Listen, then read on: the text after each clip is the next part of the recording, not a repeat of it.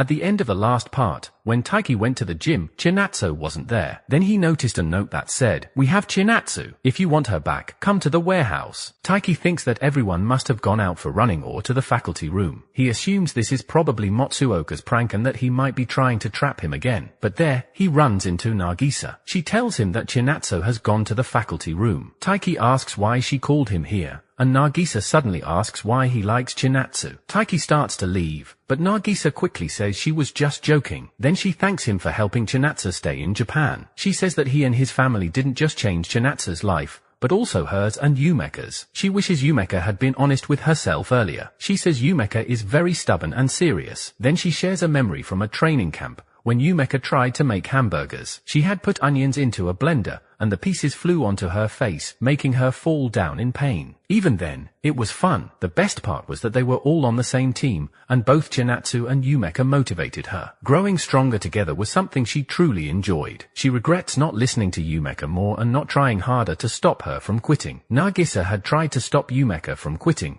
but Yumeka said she didn't want to stay like a bad apple. Even though she was the most talented player on the team, no one understood what she really meant. No one ever knew the real reason why she quit. Everyone was disappointed because such a great talent had left the team. At that time, Chinatsu stepped forward and said that they would all become stronger and fill the gap left by Yumeka. Nagisa knew that Chinatsu would be the one who would miss her the most, but even then, she stepped up, and Nagisa supported her through that loneliness. Now Nagisa tells Taiki that she will be going to an agriculture college. She will stay in touch with Chinatsu, but there will still be distance, so she asks Taiki to stay close to her. Taiki tells her to win her last tournament. Then Chinatsu comes back and asks what they were talking about. Nagisa casually says they were discussing what Taiki likes about her. Taiki quickly denies it, saying they weren't talking about that. The scene shifts, and now only 3 days are left before the Winter Cup begins. Outside, it is snowing, while inside the gym, the basketball team is practicing, and Taiki is playing a practice match with Haruto. After defeating him, Taiki says that this is what happens when he plays with his right hand. Haruto thinks to himself that before the national qualifiers come,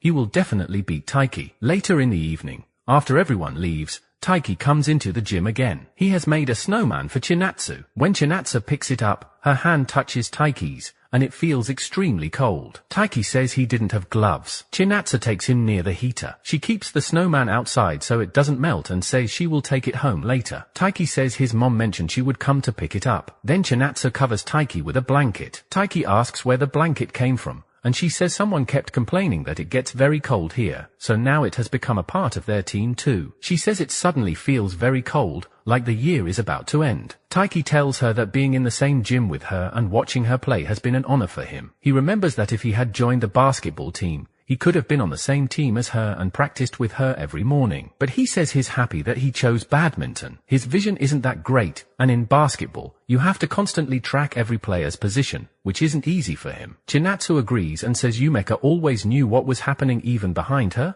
which is why people used to call her a satellite. She says she feels that if Taiki tried, he could become a good basketball player too. But then she adds that she fell in love with Taiki, who plays badminton. If he had played basketball, she might have seen him as a rival instead. She says she has often thought about reliving her life from elementary school again. Taiki tells her that she doesn't need to change anything about herself, but Chinatsu says she does. She could have gone into music, but she chose basketball. She says that at every turning point in her life, without even realizing it, she chose what mattered most to her, and because of those choices, she is here today. That's why she can confidently say she made the right choices. Deep down, she also includes the decision of not pursuing basketball professionally in that thought. Taiki says he's happy too. No matter what she chooses to do from now on, he will always support her, because when he likes someone, he wants to stay by their side. He says he will always keep cheering for her to score. Chinatsu smiles and asks if he will still do that even after 70 years. Taiki says yes, if he's still alive. Chinatsu tells him he better stay alive. Then Chinatsu leans in and kisses him. She softly says, "I love you." Taiki turns completely red and starts running away, thinking to himself that he wishes his scarf was thinner. The scene shifts to December 24th, the day of Chinatsu's first match. Taiki's whole family comes outside to see Chinatsu off before she leaves. Later at the gym, Taiki's friends ask him if he's not going to cheer for Chinatsu. Taiki says that her matches happen during their practice time, so he can only go watch the third game when their own practice moves to the afternoon. Ayami is worried too. Then Kyo motivates everyone, saying that while the girls' team is out there winning matches, They can't just sit around doing nothing here. Afterward, everyone starts practicing,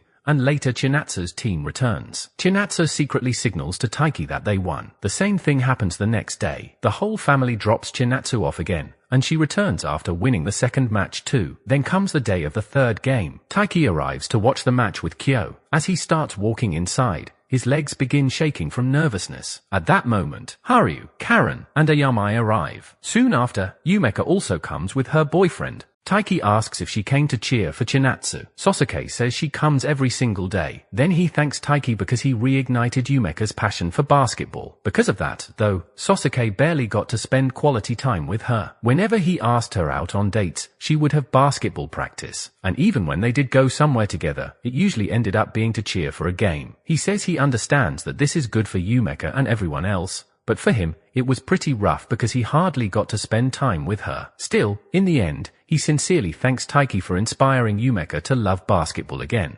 After that, everyone goes inside. Meanwhile, Haru and Taiki head out to buy drinks. Taiki is extremely nervous and keeps thinking about Chinatsu's basketball career. Haru tells him that this is the time for Chinatsu to truly understand herself. He says that 6 months ago, he used to throw himself completely into badminton every single day. He never even thought about what it would feel like to lose at the thing he dedicated his whole life to. But eventually, he adapted to it. Now, while studying and focusing entirely on mock tests, he realized that this is also a completely valid way to live. He says that during the national qualifiers, he was finally able to understand himself, and because of that, he could accept a different lifestyle. Taiki asks if that really was the right thing. Haru replies that he's not the kind of person who keeps dwelling on the past. He learned that life is much bigger than just badminton. He says they all have to mature eventually. Taiki says that growing up scares him. He just wants to keep playing badminton forever. Haru stays silent for a moment, and Taiki says he knows himself that he's being childish. Then Haru says that hearing Taiki talk so honestly reminded him of something. He had forgotten how cool it is when someone dedicates their entire life to one thing with complete sincerity. Then he says they should go cheer for Chinatsu,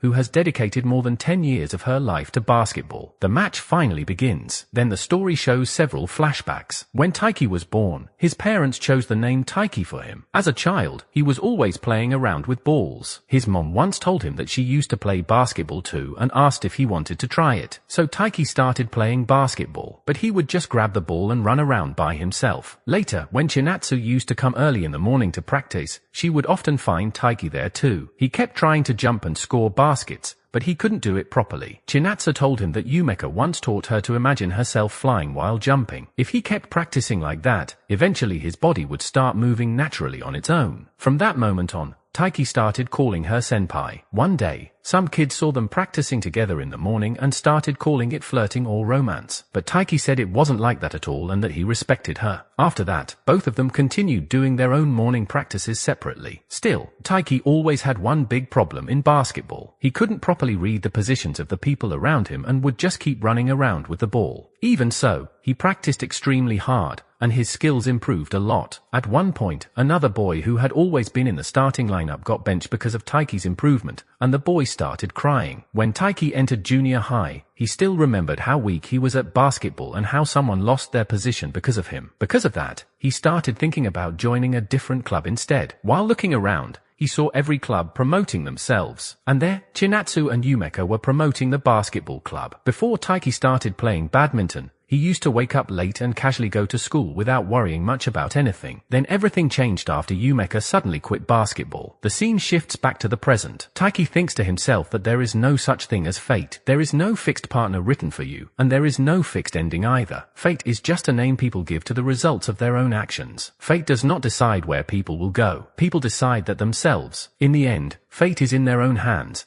and they choose their own future. The scene shifts to Haruto and Yusa, who had gone to train under Yodo. Yodo asks them if both of them are aiming for nationals. Haruto confidently says of course. This time, he wants to go to nationals while taking first place, no matter who he has to defeat for it. And that's where today's episode comes to an end. If you enjoyed the video, please hit the like and subscribe for more episodes.